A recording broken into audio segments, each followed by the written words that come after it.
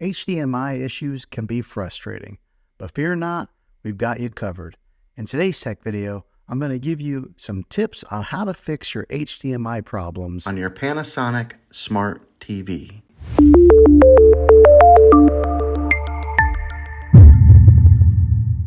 First things first, check your HDMI connections. Ensure that all cables are securely plugged into your TV and check the HDMI cables to the device that you're connecting to. Sometimes it might be a simple problem of an HDMI not being plugged in all the way. Next, navigate to your TV's settings menu. Look for Input or Source option and select the HDMI input corresponding to your device.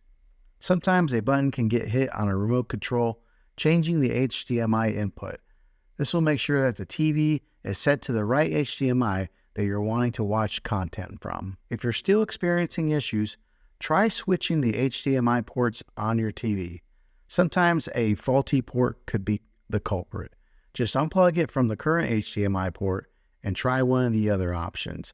Hopefully this will fix your issue. Another troubleshooting step is power cycling. Simply unplug your TV and unplug the device connected via HDMI. Unplug them from the wall outlet that they're plugged into.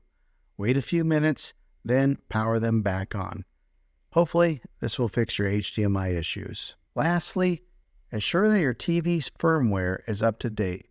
Manufacturers often release updates to address compatibility issues and bugs. Go to your settings and update it to see if that resolves your HDMI problems.